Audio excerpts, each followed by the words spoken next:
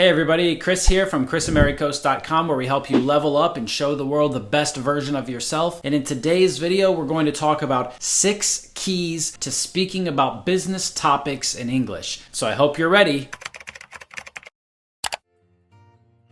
When you talk about business topics in English, it can be a little scary because you're talking about something so important, but you're not completely sure that you're saying it right. And that's why you need to understand the keys to speaking about business topics, so when you're in a situation where you have to talk about these important things, you do it right and you get the client, you close the contract, or you get the job that you're trying to get. And the first key is clear pronunciation. Clear pronunciation is essential when discussing business topics in English. This means focusing your attention on the accurate pronunciation of the sounds and the words themselves, and also on the rhythm and the flow of your speech. Depending on where you're doing business or the people you'll be speaking with, you should try to get some examples of how people speak in that place. Because people who speak British English, Australian English, American English tend to speak a little differently, and sometimes the intonation or the articulation of specific words can be different too. So one recommendation that I can give you is to find some examples of their speech. Find videos, find audio or podcasts, find films, songs, movies, and try to listen specifically to the way that people from that place speak and how they say the different words together. It's not only about individual words and the pronunciation of some words and how those are different from other English speakers, but it's also about how the words flow together. If you pay attention to the flow of the sentences and the change of the pronunciation when words are put together, then you'll start to notice some subtle differences. And once you notice them yourself, you can start to try to imitate them by repeating them to yourself and practicing saying those sounds or words in the same way. Probably in your specific industry or the area of business that you work in, you'll notice that there are some words or phrases that people say a lot. And maybe those are words or phrases that are common throughout all business English, or all English speakers tend to use those phrases, but they may also be industry-specific words. And those might be important things to know or to say so that other people who have the same profession as you or who have specialized in the same area as you really believe that you're an expert, that you know what you're talking about. One example of this is acronyms and abbreviations. Sometimes there's 2 or 3 letters that can mean a whole phrase, and native speakers might always say the shortened version. They might just say the letters and not all of the words. One good example of this is ROI. That's how I would say it if I were speaking to another English speaker. I would say ROI. But if I have to speak to someone who doesn't know what I'm saying, or I think that they're not familiar with this term, then I might try to say it more clearly, and I might say ROI instead of just RY, which is a more fluent way to say it, but a person who isn't familiar with this might not understand exactly what I said the first time. So by saying ROI, I make it very clear that it's 3 letters. But they still might not understand what that means. They might not know that that means return on investment. And then even if they understand what those words mean, maybe they don't know this concept if they're not in business. The second key to speaking about business in English is confidence and authority. When you're discussing business topics, it's important to convey confidence and authority through your tone of voice and your choice of words. And part of your tone of voice is strong, clear vocal projection. You see, when people speak too quickly or too slowly, it makes them look like they're not confident about what they're saying. Because some people who are not confident speak very slowly and have lots of spaces between the words, and that's because they're thinking about the next thing to say. They're thinking about it so much because they don't have a lot of experience talking about it. At least that's what it sounds like. And then there are other people who just speak and speak and speak and speak very quickly because maybe they don't know what they're going to say, and they're just saying lots of words, and none of these words make sense, and they're not connected, and they just keep going and going because they think if they stop talking that people won't believe what they're saying, and that shows that they don't have a lot of experience talking about what they're saying. So talking very quickly doesn't mean that you're confident. In fact, it can make people feel like you're not confident and you're just filling the space with lots of extra words. The main idea here is you want the words that you say to be clear and to have meaning. So if you say lots of words that don't have meaning, that means that you're not very confident or you don't have authority. So it's good to speak at a moderate pace and use confident,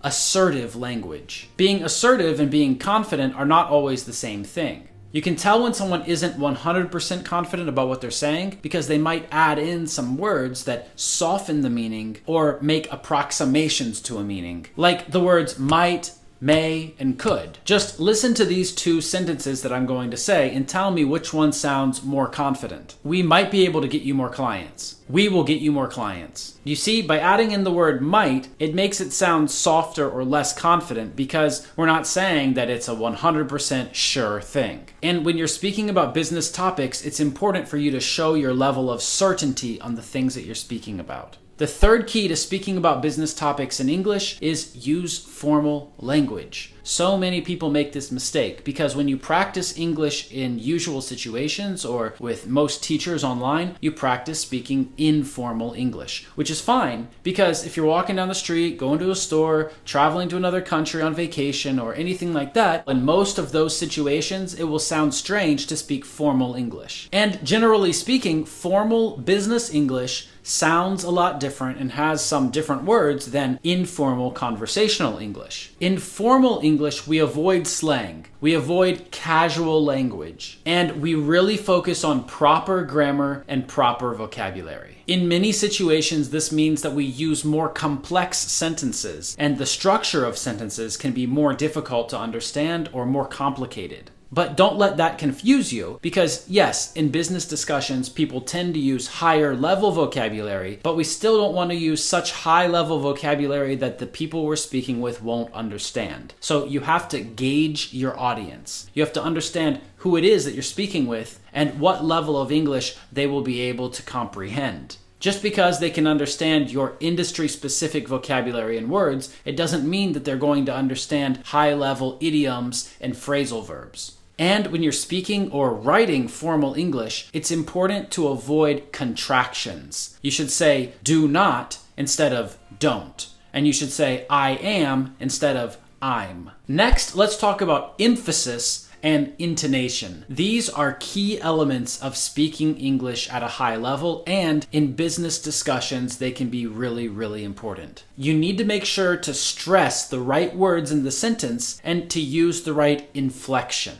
This does two things for you.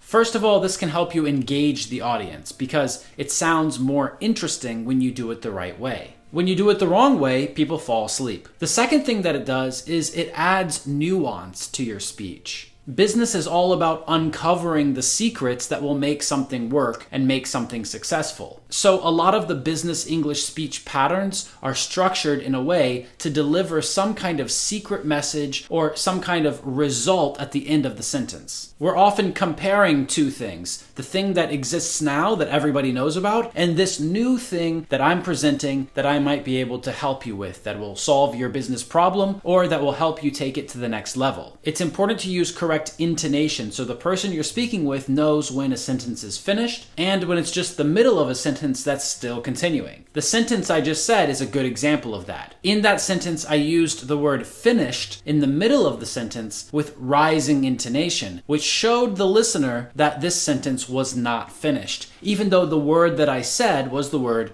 finished. And then at the end of the sentence, I used the word continuing, but I used it with falling intonation, which means that it's the end of the sentence, even though the word itself is continuing. Let me show you again. It's important that the person you're speaking to knows when the sentence is finished and knows when the sentence is still continuing. You see, rising intonation will show someone that the sentence is not finished or that this is a question, and falling intonation will show that this is the end of the sentence. Another thing you need to focus on in business discussions is concise, clear language. You always want to try to be very direct. People don't like to waste their time, especially when you're dealing with money. And because time is such a valuable commodity, especially in business, it's important to be concise and direct in your speech. Concise means that you don't use lots of extra words. It means that it's short and to the point. So you always want to focus on the most important information and definitely avoid going on tangents. Be precise and clear in your language choice. Know which words you want to say and why you're saying them. And the best way for you to do this, which is also the easiest way for you to do this, is use short, simple sentences. The last key to discussing business in English is using active,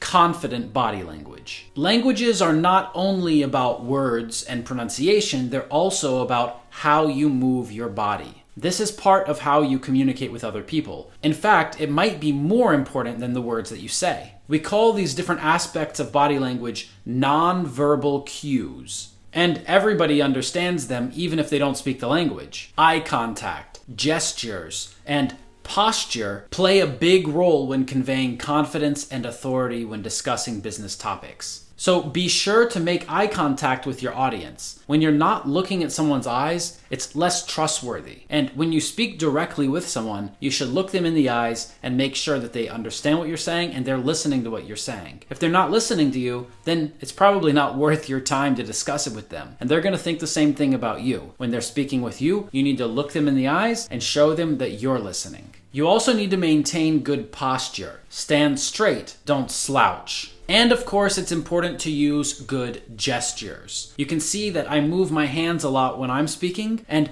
keeping your hands open and turned like this can show that you're open to receiving information and that you're dealing with someone fairly. When you cross your arms and you talk like this, it can make people think that you're closed and you don't really want to hear what they have to say, or maybe you don't feel good, or you're cold, or there's something wrong with you. It's also important to consider the culture of the people that you're speaking to. In many places in the world, it's absolutely okay to say, thumbs up, good job. But there are some places where that's not a nice gesture. I'm sure you can think of plenty of gestures that are not appropriate for business situations. So I'm not going to give you examples of those. Just remember, by following these speech patterns and these tips that I've given you in this video, you can effectively communicate your ideas and your message and convey confidence, authority, and competence in a business setting. One more thing, it's important to be flexible so that you can adapt to different situations, because speaking with different audiences or different groups of people requires different types of communication. Generally speaking, business discussions use more formal language, but some audiences or some people who you have business discussions with might prefer to make the conversation less formal, and in that case, you need to be able to adapt. Everybody's different, and some people prefer less formal communication to make them feel more comfortable. I hope this video helped you think a little deeper about how you communicate with other people in business discussions and situations. Make sure you press like, press subscribe, and leave a comment down below to let me know which business situations you use these tips in. Which of these tips have been most realistic for you, and maybe which things have I forgotten to include in this video? Let me know by writing a comment below, and I will see you